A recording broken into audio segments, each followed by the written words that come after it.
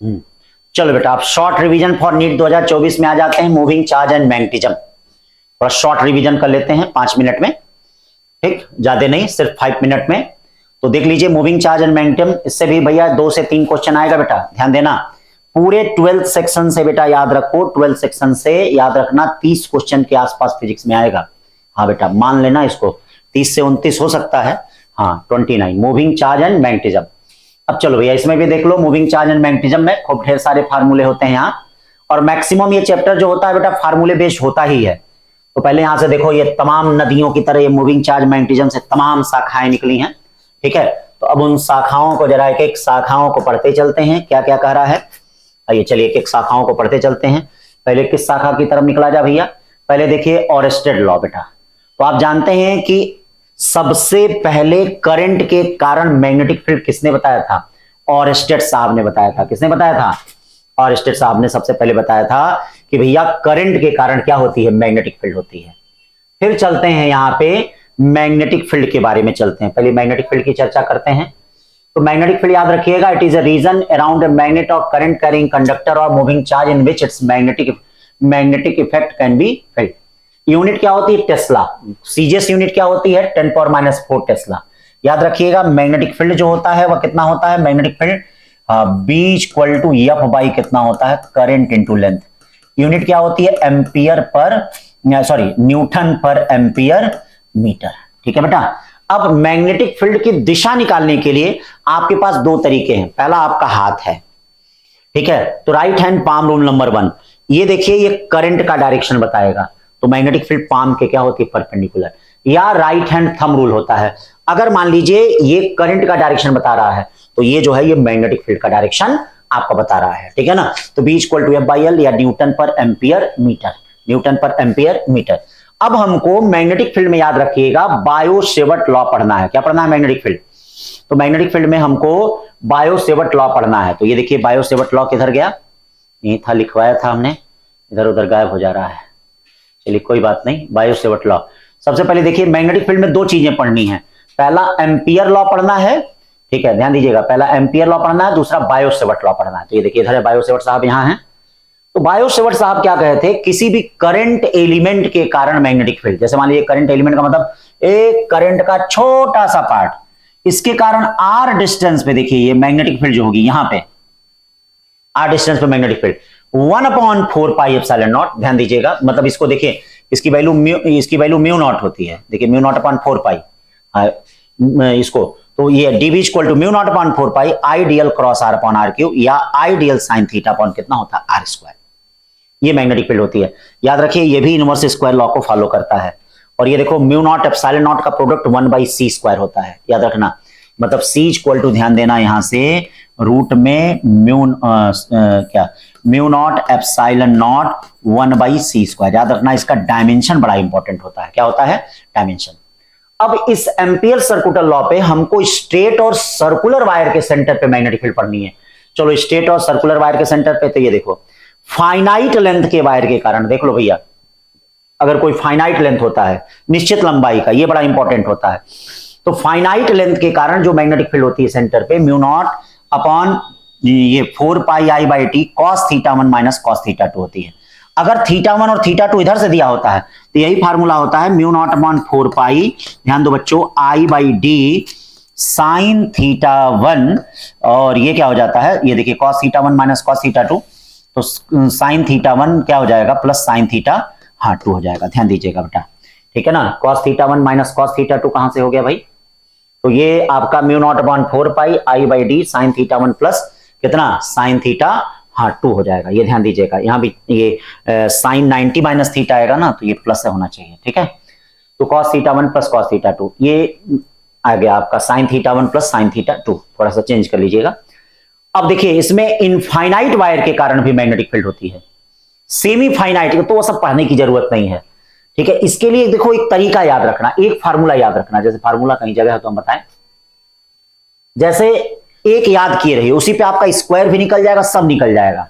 जैसे कोई भी एक पॉलीगॉन है, पॉलीगॉन है, ये देखिए पॉलीगॉन है जिसका रेडियस ए दिया है, मतलब सेंटर और कॉर्नर के बीच, तो इसके सेंटर पे जो मैग्नेटिक फील्ड है इसके लिए याद करके म्यू नॉट अपॉन 2 पाई, एन आई अपॉन, ये देखिएगा एन आई अपॉन ए और 10 पाई बाई एन याद किए रहिए, याद करिए 10 पाई बाई एन, मतलब म्यू नॉट अपॉन 2 पाई, ध्यान दीजिए म्यू नॉट अपॉन कितना 2 पाई, ठीक है, म्यू नॉट अपॉन 2 पाई एन आई, ये देखिए बी इक्वल टू याद किए रहिए म्यू नॉट अपॉन 2 पाई एन आई अपॉन ए और ये 10 पाई बाई एन, ये याद किए रहिए।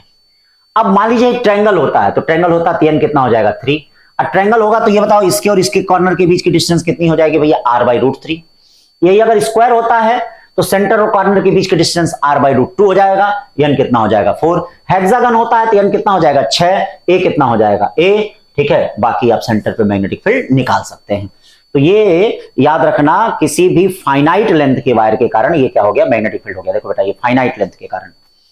अब इसमें आता है अगर हम इनफाइनाइट लेंथ के कारण मैग्नेटिक फील्ड निकालें, किसके कारण, हाँ इनफाइनाइट लेंथ के कारण magnetic field due to straight wire, तो field due to long straight wire.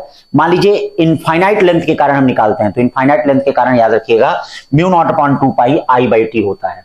देखिए इनफाइनाइट लेंथ, इनफाइनाइट लेंथ का मतलब जैसे ये दिया है इनफाइनाइट लेंथ का, तो इनफाइनाइट लेंथ के कारण यहां पे magnetic field mu naught upon 2 पाई I/D होता है। और याद रखना सेमी इनफाइनाइट मतलब वायर के परपेंडिकुलर, ये देखो वायर के परपेंडिकुलर सेमी इनफाइनाइट, तो वायर के परपेंडिकुलर जो मैग्नेटिक फील्ड होती है वो म्यू नॉट अपॉन कितनी होती है, ध्यान दो mu naught upon 4 pi, mu naught upon 4 pi I/ कितना होता है, D होता है, सेमी इनफाइनाइट एंड के परपेंडिकुलर। सर्कुलर वायर के सेंटर पे ये देखिए सर्कुलर वायर के सेंटर पे क्या मैग्नेटिक फील्ड होती है, mu naught I upon 2R। और एक बात और सर्कुलर वायर पे याद रखना, अगर सर्कुलर वायर की लंबाई कांस्टेंट है और उसमें फेरों की संख्या n गुनी कर दी जाती है तो सेंटर पे मैग्नेटिक फील्ड n स्क्वायर गुना हो जाएगा, कितना हो जाएगा, n स्क्वायर हो जाएगा। फिर याद रखिएगा सर्कुलर रिंग वायर के एक्सिस पे मैग्नेटिक फील्ड कितनी होती है, mu naught I a square upon 2 a square plus d square पे 3/2 होता है, mu naught I a square upon 2 a square plus d square पे 3/2 होता है। अब इसको याद करना चाहे नहीं याद करना वो बहुत जरूरी नहीं है, लेकिन ये ज्यादा जरूरी है, ठीक है भैया। तो इतनी चीजें मैग्नेटिक फील्ड में। अब मैग्नेटिक फील्ड का दूसरा पार्ट जो आता है वो एम्पियर सर्कुटल लॉ आता है। तो एम्पियर सर्कुटल लॉ कहां गए भैया, हाँ ये देखो ये एम्पियर सर्कुटल साहब है। तो एम्पियर सर्कुटल साहब में क्या करेंगे देखिए इसमें भी 2-3 चीजें बस जाननी होती हैं। तो एम्पियर सर्कुटल लॉ में हम क्या करेंगे, ये देखिए क्लोज लूप है, क्या है ये क्लोज लूप है। इसमें हम देखेंगे कितना करंट कैरिंग वायर है, देखिए I1 दिया है, ये क्या दिया है I2 दिया है, बाहर का वायर जो दिया गया वह कितना दिया गया I3 दिया गया है। तो अंदर का हम क्या है सारा करंट कैरिंग वायर, तो ये जो होता है B.dl इक्वल टू मतलब line integral of magnetic field, देखिएगा line integral of magnetic mu naught times algebraic sum of all current, algebraic sum of all current through closed loop, यानी closed loop के अंदर का जो क्या होता है algebraic sum of all current, ठीक है ना भैया। अब यहां पर देखिए 2 चीजें फेमस हैं, एक सॉलिड सिलेंडर के कारण मैग्नेटिक फील्ड, हॉलो सिलेंडर के कारण मैग्नेटिक फील्ड, और सॉलिनॉइड के कारण। टोराइड था तो टोराइड इस साल सिलेबस से निकाल दिया, बड़ा अच्छा किया, आप लोगों के लिए बहुत ही अच्छा काम कर रहा है, बस आप लोग अच्छा काम करते रहिए पढ़ते रहिए, ठीक है। तो भैया सॉलिड सिलेंडर के पहले हॉलो सिलेंडर के कारण देखते हैं। तो ये देखो ये है सब हॉलो, तो हॉलो में 2 केस, बाहर की तरफ जब R ग्रेटर देन R है तो magnetic field mu naught upon 2 pi I/R, और अंदर की तरफ मैग्नेटिक फील्ड क्या होता है 0। हॉलो के केस में याद रखना जो ग्राफ बनता है वह ऐसे बनता है, बाहर की तरफ ऐसे होगा और अंदर की तरफ मैग्नेटिक फील्ड 0 होगी। और सॉलिड, ये देखो सॉलिड के कारण, ये सॉलिड का मतलब ये सॉलिड हो गया बेटा, ये देखना solid solid solid solid solid solid, solid में भी 2 केस याद रख लो, बाहर की तरफ magnetic field mu naught upon 2 pi I/R, और अंदर की तरफ मैग्नेटिक फील्ड देखना म्यू नॉट अपॉन 2 पाई, ध्यान देना I/R अपॉन R का स्क्वायर। मतलब सॉलिड में अंदर की तरफ magnetic field directly proportional to R होता है और ये इनवर्सली प्रोपोर्शनल टू R होता है। तो इसका जब ग्राफ मिलता है, ये देखो इसका जो ग्राफ मिलता है अंदर की तरफ क्या होता है ऐसे, अब बाहर की तरफ रेक्टेंगुलर वेरिएशन, ये B और R के बीच का ग्राफ हो गया। ये ग्राफ बड़ा इंपॉर्टेंट है, ध्यान देना। अब देखो भैया क्या कह रहे थे हाँ कहां गए, हाँ टोराइड पढ़ने की जरूरत नहीं है, टोराइड पढ़ने की जरूरत नहीं है। सॉलिनॉइड आप पढ़ सकते हैं, सॉलिनॉइड इनफाइनाइट लेंथ सॉलिनॉइड आपके सिलेबस में है बेटा, हाँ फार्मूला ही काफी है सॉलिनॉइड का, कॉफी का मतलब बहुत ज्यादा है, ठीक है। तो काफी है सॉलिनॉइड का सेंटर पे, यहां देखिए सॉलिनॉइड में मैग्नेटिक फील्ड कैसे होती है, ऐसे होती है एक्सियल, और अंदर मैग्नेटिक फील्ड कितनी होती है म्यू नॉट NI, और सिरों पे मैग्नेटिक फील्ड कितनी होती है म्यू नॉट NI/2। जहां एन क्या होता है, number of turns per unit length, मतलब एन बाई यल होता है, कितना होता है, यल बाई। ये टोराइड पढ़ने की जरूरत नहीं है, छोड़ दीजिए। ठीक, फिर उसके बाद आता है किसी भी कंडक्टिंग वायर पे, कोई भी अगर वायर है किसी मैग्नेटिक फील्ड में रखा है तो उस पे फोर्स कितना लगेगा, तो उस पे फोर्स है बेटा F equal to I L V. याद रखना, इसमें क्रॉस प्रोडक्ट वाला क्वेश्चन हो सकता है, इस साल पूछ लिया जाए, एकदम पक्का है। F इक्वल टू क्या, आई यल क्रॉस कितना होता है बी, याद रखिएगा यल क्रॉस कितना होता है बी। तो हो सकता है कि यल क्रॉस बी वाला क्वेश्चन इस साल पूछ दे कि कैसे क्या कहा जा रहा है। तो कोई भी कंडक्टिंग वायर अगर किसी मैग्नेटिक फील्ड में रखा है तो याद रखना, ठीक है, उस पर फोर्स क्या होता है, यल क्रॉस बी। ध्यान दें, अगर मैग्नेटिक फील्ड और वायर के बीच का एंगल 0 डिग्री और 180 डिग्री है तो फोर्स 0 होगा, ठीक है। और कोई भी क्लोज लूप अगर किसी मैग्नेटिक फील्ड में रखा गया तो याद रखना उस पर नेट फोर्स क्या होगा, 0 होगा। और कोई क्लोज लूप अगर किसी मैग्नेटिक फील्ड में रखा गया है तो याद रखना उसमें टेंशन होगा कितना, BIR। हाँ, ये भी बड़ा इंपॉर्टेंट क्वेश्चन हो सकता बन जाए, याद रखो, अगर कोई क्लोज लूप किसी मैग्नेटिक फील्ड में रख दिया जाए तो उस पर टेंशन होगा BIR। दो पैरेलल वायरों के बीच में फोर्स बेटा, एकदम फार्मूले वाला क्वेश्चन। ये देखिए दो पैरेलल वायरों के बीच का फोर्स, ये देखिए दो पैरेलल वायर हैं, इनके बीच का फोर्स कितना हो जाएगा। कोई भी दो पैरेलल वायर अगर हैं, ये देखिए दो पैरेलल वायर हैं, इनमें करंट I1 है, इनमें करंट I2 है, तो याद रखना इनके बीच का फोर्स म्यू नॉट अपॉन 2 पाई I1 I2, इनकी लेंथ L अपॉन D होती है, ठीक है। म्यू नॉट, अगर दोनों में याद रखो करंट का डायरेक्शन सेम है तो फोर्स का नेचर अट्रैक्टिव होगा, ठीक है, अट्रैक्टिव होगा। और करंट का डायरेक्शन अगर अपोजिट तो फोर्स का नेचर रिपल्सिव होगा, ठीक है नहीं। तो ये mu naught upon 2 pi I1 I2 L by R, फार्मूले बेस्ड क्वेश्चन। यहीं से एम्पियर की परिभाषा भी आती है बेटा। एम्पियर की परिभाषा क्या होती है, ध्यान देना, एम्पियर की परिभाषा ये होती है, ठीक है, कि अगर दो वायरों के बीच का फोर्स 2 × 10⁻⁷ न्यूटन है और उनके बीच की डिस्टेंस 1 मीटर है तो याद रखना उन वायरों में 1 एम्पियर करंट होती है। क्या होती है उन वायरों में, 1 एम्पियर करंट होती है, ठीक। तो अभी गैल्वेनोमीटर के बारे में चल रहे हैं। गैल्वेनोमीटर के पहले अब जरा हम ये, हाँ ये देख ले जरा, ये बड़ा इंपॉर्टेंट है।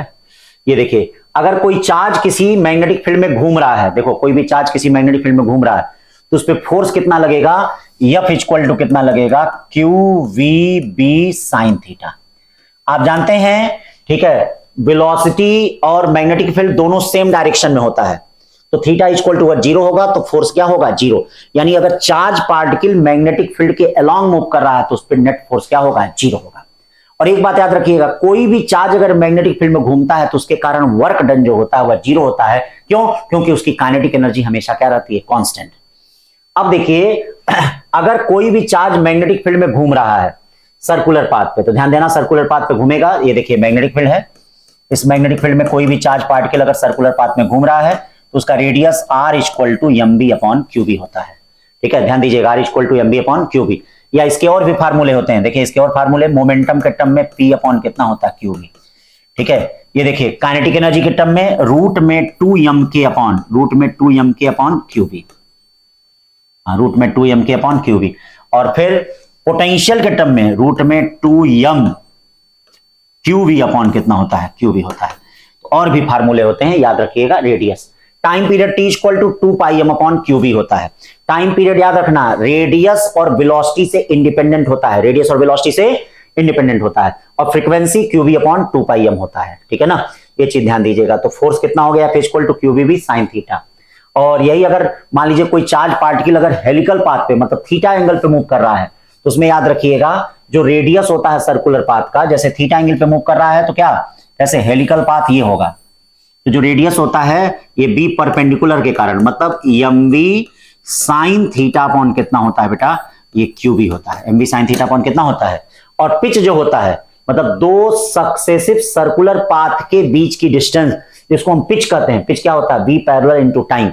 बी पैरेलल का मतलब कितना हो गया, B cos theta, into time का मतलब क्या हो गया, 2 पाई m अपॉन QB होता है। इसको हम लोग क्या कहते हैं, पिच कहते हैं। क्या कहते हैं, पिच। तो इतनी चीजें इसमें याद रखना। साइक्लोट्रॉन को सिलेबस से निकाल दिया है, साइक्लोट्रॉन पढ़ने की जरूरत नहीं है। अब हो सकता है बेटा इस साल एकदम पक्का है कि आपसे क्वेश्चन बन सकता है गैल्वेनोमीटर से। तो गैल्वेनोमीटर में सबसे पहली चीज, गैल्वेनोमीटर का फार्मूला याद रखिएगा। गैल्वेनोमीटर का जो फार्मूला होता है, गैल्वेनोमीटर का करंट जो का जो फार्मूला होता है वह क्या होता है, देखिए इसमें क्या होता है, टाउ इक्वल टू, एक टाउ इक्वल टू होता है NIAB equal to C phi, जहां I इक्वल टू क्या होता है, C अपॉन NAB फाई। हो सकता है आपका इससे क्वेश्चन बन जाए। गैल्वेनोमीटर में करंट का फार्मूला हो गया। फिर याद रखिएगा ठीक है, इसमें एक वर्ड आता है करंट सेंसिटिविटी वर्ड आता है और एक वोल्टेज सेंसिटिविटी वर्ड आता है। ठीक है, तो करंट सेंसिटिविटी क्या होता है, ध्यान दीजिएगा। करंट सेंसिटिविटी IS नहीं, ये देखिए IS इक्वल टू ये होता है NAB। ठीक है, NAB करंट सेंसिटिविटी जो होता है NAB अपॉन कितना होता है C। ठीक है, करंट सेंसिटिविटी डिफ्लेक्शन अपॉन कितना होता है करंट, तो करंट क्या है C, फाई कट गया, C बचा। अब देखिए करंट सेंसिटिविटी बढ़ कब सकती है, जब N बढ़ेगा, A बढ़ेगा, B बढ़ेगा, C घटेगा। और वोल्टेज सेंसिटिविटी वर्ड आता है, ये क्या होता है NAB अपॉन CR होता है। याद रखिएगा, ये कब बढ़ सकता है, जब N बढ़ा, A बढ़ा, B बढ़ा, C घटा, R घटा, तो वोल्टेज सेंसिटिविटी क्या होगा, ज्यादा। फिर इसमें एक वर्ड आता है बेटा, हाँ, इसमें रेजिस्टेंस ऑफ गैल्वेनोमीटर। तो रेजिस्टेंस ऑफ गैल्वेनोमीटर ध्यान से, ठीक है, वोल्टेज अपॉन करंट नहीं होता है, current sensitivity upon voltage sensitivity होता है। मतलब IS अपॉन कितना होता है VS होता है। याद रखिएगा, नीट में आ भी चुका है गैल्वेनोमीटर का रेजिस्टेंस। फिर इसके बाद आता है conversion of galvanometer to ammeter and voltmeter. याद रखिए, जब भी किसी गैल्वेनोमीटर को हम अमीटर में कन्वर्ट करते हैं तो गैल्वेनोमीटर के अगर हम पैरेलल में रेजिस्टेंस जोड़ते हैं, देखिए गैल्वेनोमीटर के अगर हम पैरेलल में रेजिस्टेंस जोड़ेंगे, जिसको हम लोग शंट कहते हैं, ये देखो I हो जाएगा, इसमें कितना हो जाएगा IG हो जाएगा, ये कितना हो जाएगा I माइनस IG। तो जब हम गैल्वेनोमीटर के पैरेलल में रेजिस्टेंस जोड़ते हैं तो उसको हम शंट बोलते हैं। क्या बोलते हैं, मतलब शंटिंग इस प्रक्रिया को बोलते हैं, और यह पूरा अमीटर कहलाता है। तो इसमें कितना होता है IG इक्वल टू क्या होता है I minus IG into yes होता है। याद रखना, और याद रखिए अगर इस दशा में अमीटर का रेजिस्टेंस पूछा जाए तो अमीटर का रेजिस्टेंस G नहीं होता है। देखिए G और S पैरेलल में है तो अमीटर का रेजिस्टेंस कितना होता है GS अपॉन कितना G प्लस S होता है। और एक बात कान खोलकर सुन लो, अमीटर हमेशा किसी भी सर्किट के सीरीज में कनेक्ट होता है। अमीटर हमेशा किसी भी सर्किट के सीरीज में कनेक्ट होता है। और एक बात और कान खोलकर सुन लो, अमीटर का रेजिस्टेंस बहुत कम होता है, आइडियल कंडीशन में इसका रेजिस्टेंस 0 होता है। अब इसको वोल्टमीटर में कैसे कन्वर्ट करेंगे बेटा, तो वोल्टमीटर में कन्वर्ट करने के लिए, ठीक है, अगर हम गैल्वेनोमीटर के सीरीज में एक हाई रेजिस्टेंस हम जोड़ दें, क्या जोड़ दें, देखिएगा इसके सीरीज में अगर एक हाई रेजिस्टेंस जोड़ दें तो इस पूरे अरेंजमेंट को हम क्या कहते हैं, वोल्टमीटर कहते हैं। क्या कहते हैं, और ये देखिए वोल्टमीटर क्या होता है, V equal to IG G plus R होता है। याद रखना, आइडियल कंडीशन में वोल्टमीटर का रेजिस्टेंस इनफाइनाइट होता है और वोल्टमीटर हमेशा सर्किट के पैरेलल में कनेक्ट होता है। क्या होता है, सर्किट के पैरेलल में कनेक्ट होता है। तो इतनी चीजें बेटा, 3 क्वेश्चन इसमें से आपका मिलेगा, 3 भी मिल सकता है, 2 भी मिल सकता है। ठीक है, तो ये सब क्वेश्चन आपको मिलेंगे, ये ध्यान रखिए। अब इसको बढ़िया से इसको ठीक देख लीजिए, सारी चीजें हैं आपके अंदर, मूविंग चार्ज सब हमने बता दिया, फार्मूला एक बार रिवाइज कर लीजिए, ठीक है ना। तो फिर अगले चैप्टर के लिए फिर मिला जाएगा। Thank you.